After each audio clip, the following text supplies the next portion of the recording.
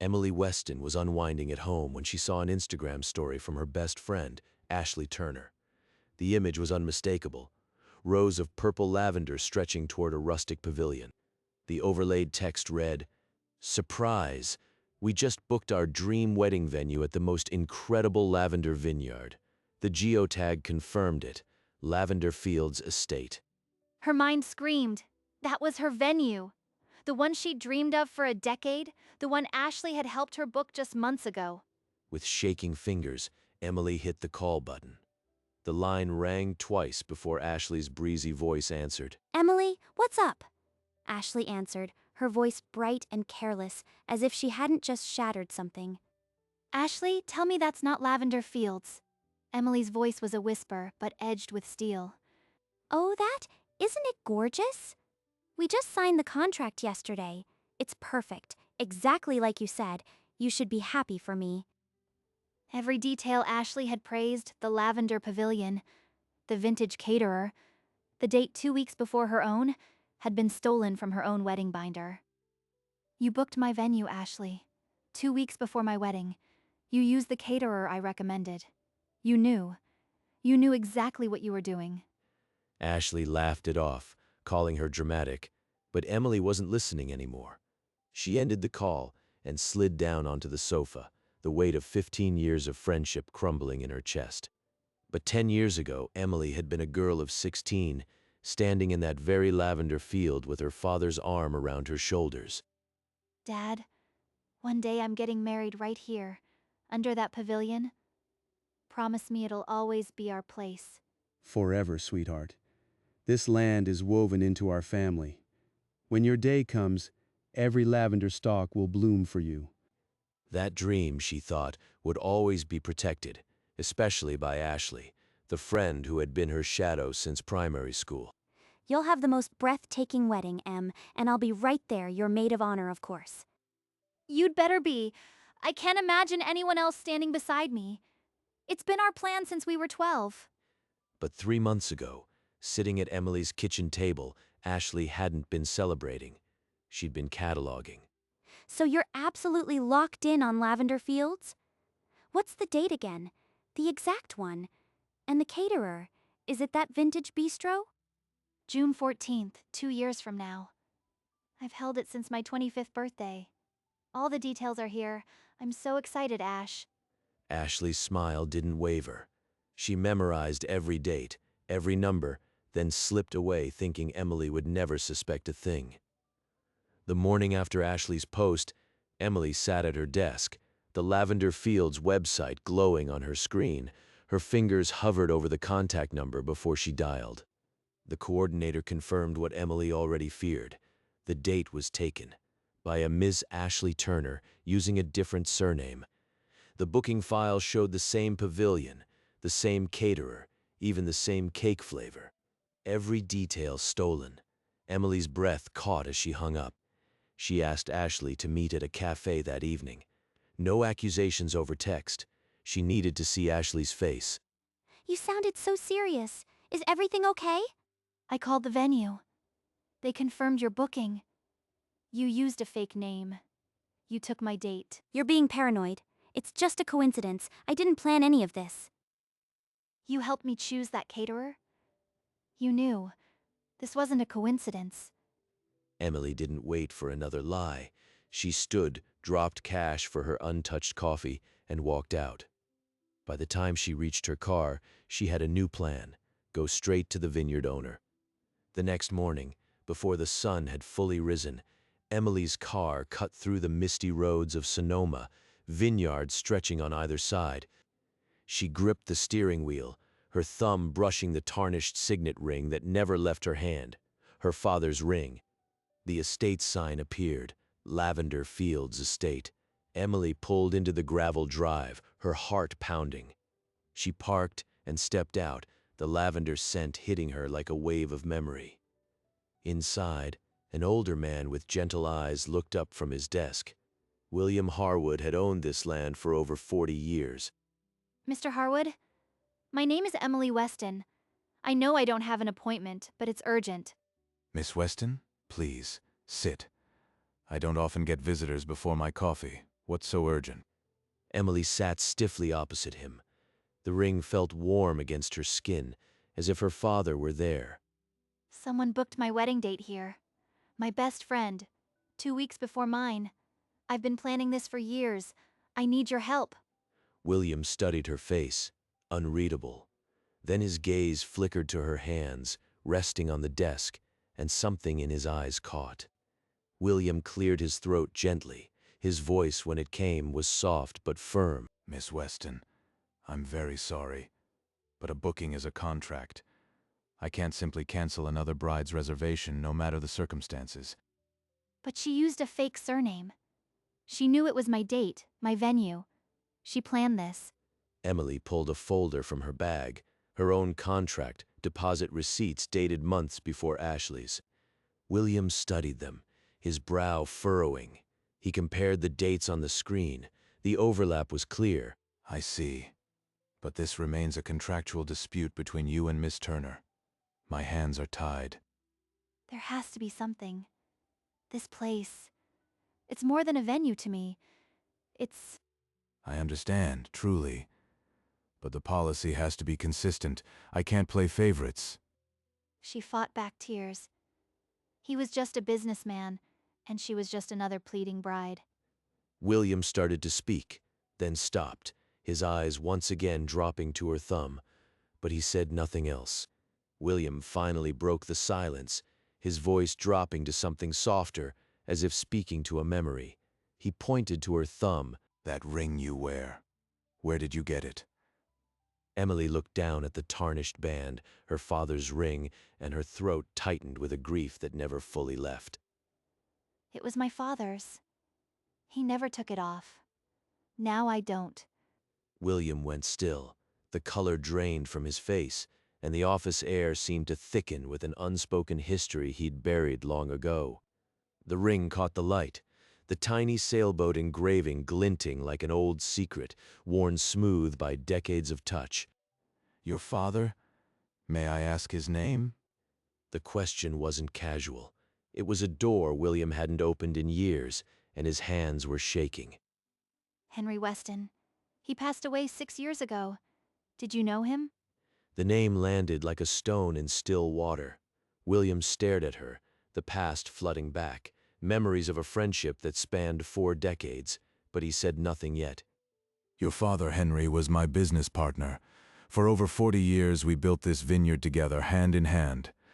Emily's world tilted. She had never heard of any partnership, any investment. Her father had kept this secret for a lifetime. But decades earlier, 2 young men had stood in this very vineyard, shaking hands over a dream they shared like brothers. He never wanted the attention, just the quiet piece of it to pass to you someday. I've been waiting for this moment for years. Your father held a 40% stake. It passed to you when he died. You are part owner of Lavender Fields. Emily stared at him, the word owner ringing in her ears like a ghost she had never been told to look for. I didn't know. He never told me. He never told anyone. He was a man of few words, but he trusted me to look after it, and to find you when the time came. She touched the ring again, the metal now feeling less like a keepsake and more like a secret key.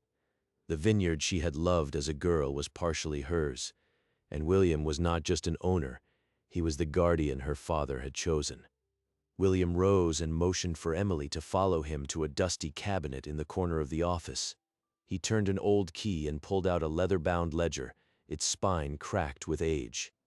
He set the book on the desk and opened it to a page marked by a ribbon. His finger pointed to a line of familiar handwriting. Henry Weston, 40%. Here, your father's signature. 40% divided equally among the partnership. It's been earning for you all these years. Emily leaned closer, her finger tracing the ink. She could almost feel her father's presence in the room, as if he were standing beside her. I never signed anything. I don't know what to say. It's overwhelming. You don't have to sign anything, Miss Weston. It's already yours. It always has been. Your father made sure of that. Emily's eyes welled, a tear slipping onto the page before she could catch it. She wiped it quickly, but William only smiled gently. She thought of all the years she'd dreamed of this place, never knowing it was her father's gift waiting to be claimed. The ring on her thumb suddenly felt heavier with purpose. The proof was here, in black ink and aging paper, her inheritance, and the silent power to decide the vineyard's future. But William's next words would change everything, drawing a clear line between what was hers and what she now had the right to protect. As part owner, you have the final say on any booking. If a date conflicts with your own event, you can deny it. Emily's breath caught. She wasn't pleading anymore. She was deciding. So I can have my date back? Just like that? Just like that. It's your right, Emily. Your father would want you to use it. For the first time that week, Emily felt the weight lift, replaced by a fierce, quiet certainty. He really did this for me. He planned all of this. He never stopped thinking about you, even when he couldn't be here. This vineyard was his love letter, Emily. It's time you read it. Emily looked from the ledger to the window, the lavender rose stretching in the morning light. She thought of Ashley's laughter on the phone, the smug dismissal.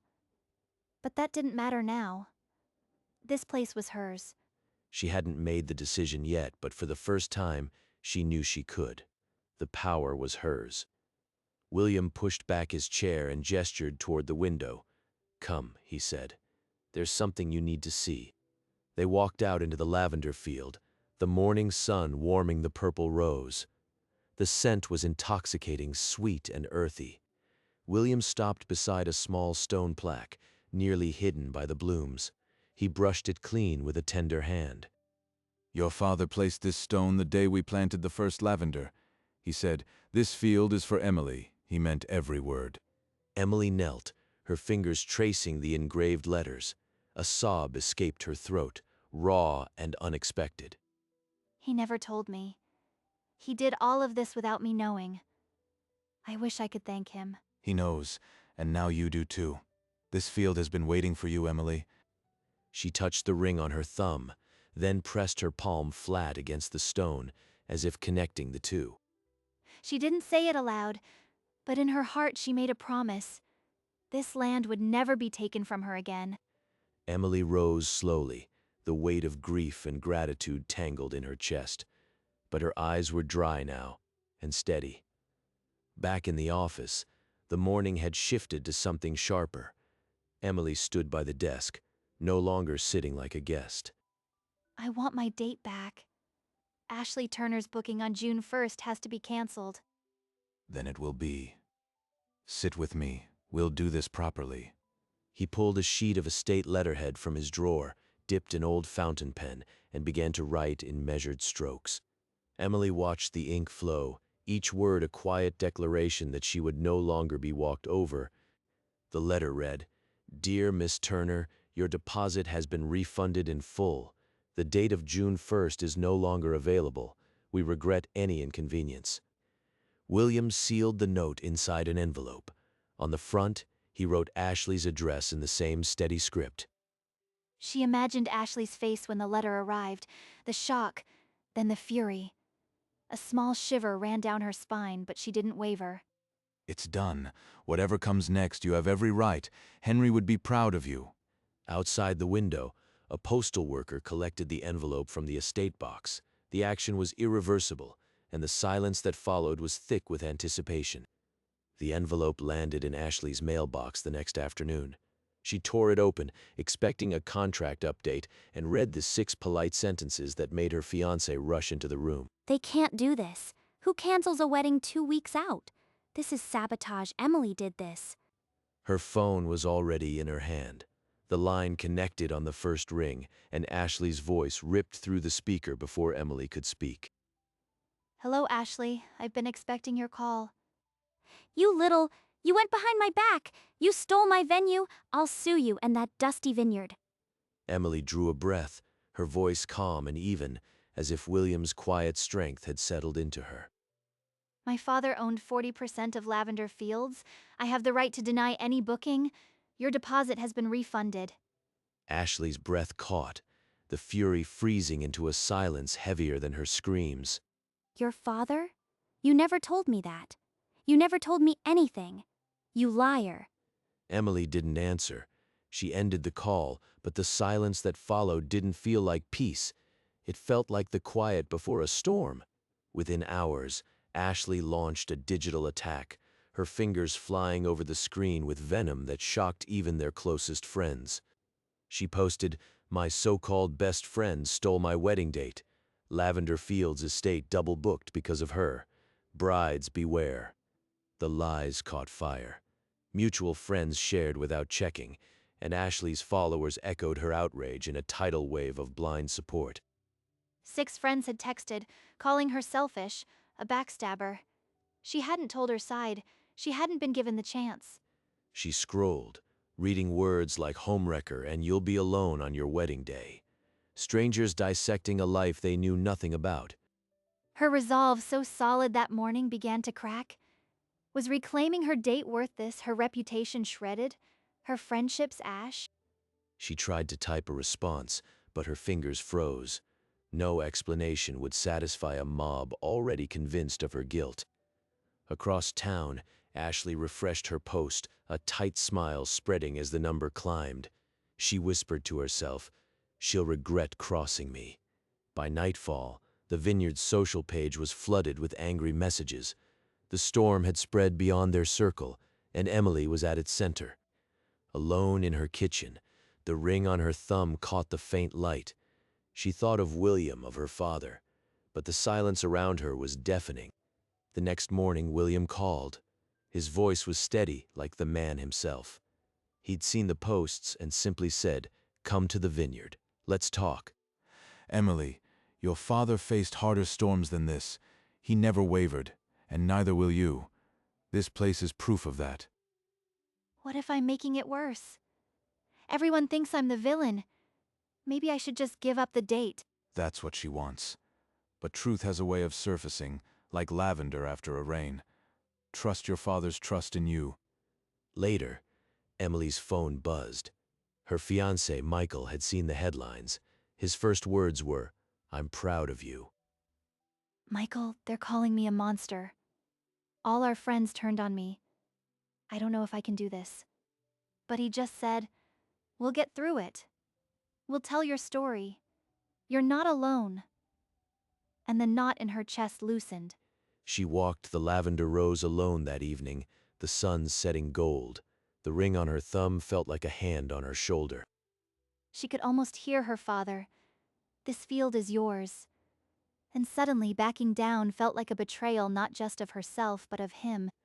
She wasn't going to fade. The fight wasn't over, but her place in it was clear. She would stand. Emily stepped into the bridal salon with a quiet composure, the kind of calm that follows a storm you've already survived. Ashley was there, twirling in front of a mirror in a white lace gown, her reflection surrounded by ivory and silk. Ashley, I'm not here to scream and I'm not here to take anything else. I came to say one last thing. What? You want an apology? You ruined my wedding. Do you know how that feels? You were my best friend for 15 years. That means I know who you are beneath this act. A real friend wouldn't have stolen my date. My caterer, my father's field, the one place I felt close to him. You think it's easy being your shadow? You always had everything. The perfect family, the sweet love story. I just wanted something of my own. So you took the one thing I had left of my father. That's not envy, Ashley. That's cruelty. Emily didn't wait. She turned, the soft chime of the door the only sound as she walked out into the daylight. Ashley stood motionless among the white dresses, the silence of a 15-year friendship now a hollow thing, irreversible and cold. Emily threw herself into the final weeks with renewed hope. The Vineyard had never looked so beautiful. The florist confirmed, the baker sent the design. Everything is falling into place. I can almost see it. The pavilion lit with lanterns, Michael waiting at the end. But on a quiet Tuesday, an anonymous post appeared on a wedding forum. The post read, "Lavender Fields Estate still shows Ashley Turner's booking online. Double-booked brides? Shameful." The username was untraceable, but the venom was familiar. Within an hour, Emily's phone buzzed with a dozen messages. Her mother sounded panicked. Her cousins asked if they should cancel flights. She called each one back, her voice steady but her heart hammering. The date is ours. There's no double booking, I swear to you. But as she hung up, she saw the post had been shared 50 times. The seed of doubt was planted. William found her sitting on the pavilion steps, the phone face down beside her. She looked up with tired eyes. He sat beside her. Your father's name is on that deed, Emily. Not a rumor. We'll set it right. They walked to the office, and William opened the estate's social page. Emily watched him type, each word deliberate. The truth is simple, Emily. We tell them who you are, the daughter Henry Weston trusted with his dream. She read over his shoulder, her breath catching as the statement described the partnership, the ring, and her father's silent gift. The statement read, "The June 14th date has always belonged to Emily Weston, daughter of our late co-founder, Henry Weston. No double booking has occurred." William hit publish with a decisive click. They sat back, the silence filled with the weight of what they had just done. Now we wait. Within minutes, the comments turned. Friends who had lashed out now apologized publicly. The rumor post was deleted. Her mother called first, her voice thick with relief. Then her cousins, excitement returning. The storm was passing. They believe the truth, Emily. It was always going to win because it started in your father's heart. Emily looked out at the lavender fields, the ring warm on her thumb. The wedding was hers again, pure and unspoiled. The morning of the wedding, the lavender fields shimmered in a golden mist, as if the earth itself were holding its breath. Emily stood before the mirror in her bridal suite, her gown a cascade of cream silk. She slid her father's signet ring onto her thumb last. I'm ready, Dad. Outside, the pavilion was draped in white linen and lavender. William stood at the altar, a weathered leather book in his hands. Emily walked alone toward the altar, her bouquet trembling, the aisle lined with guests who now wept happy tears. Henry once told me that love planted in this soil would bloom forever, and here we are witnessing that bloom. Emily faced the man she loved at the altar, her hands in his. She looked into his eyes and spoke. I take you as my husband in the place my father built with his own hands. I will protect this home forever. By the power vested in me, I now pronounce you husband and wife. They kissed, and the applause rose. Emily lifted her hand, the ring catching the sun, and felt her father's smile in every lavender stalk. Under a canopy of string lights, the long tables filled with laughter and clinking glasses. The vineyard reception was alive with joy. To Henry, my dearest friend, who planted this field with his own hands and his whole heart, and to Emily, his daughter, who fought to keep it blooming. The guests raised their glasses, the words hanging in the evening air. Emily pressed her hand to her chest, the ring warm against her skin. Later, she danced with Michael under the lavender arbor, their shadows merging into one as the music swelled. When the dance ended, Emily slipped away, her gown trailing through the lavender rose as dusk painted the sky violet. She found the small stone plaque exactly where it had always been, now framed with fresh blooms someone had placed there. Emily knelt, her fingers tracing the engraving. This time there were no tears, only a profound stillness. Thank you, Dad. I kept the promise. I got married in your field, and I'll keep it safe forever. She pressed her palm flat against the stone, then lifted her hand to her lips, a kiss carried on the breeze. Rising, she looked back toward the reception, the music and laughter welcoming her home. She was no longer the girl who had lost her father. She was the woman who had found his legacy. Emily returned to the reception, and Michael was there, waiting with a quiet smile she'd loved since the day they met. He took her hand without a word and led her back toward the lavender rose, the noise of the party fading behind them. I don't want tonight to end, this place. I can't explain it. Under the pergola draped with tiny lights, Michael stopped and turned to her, his eyes holding a promise she understood without translation.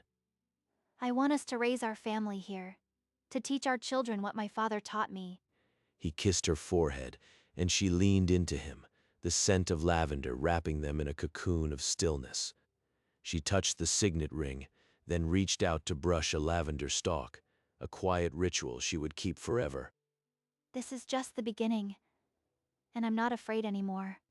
They walked on, their silhouettes blending into the twilight, two figures moving into a future they would shape together.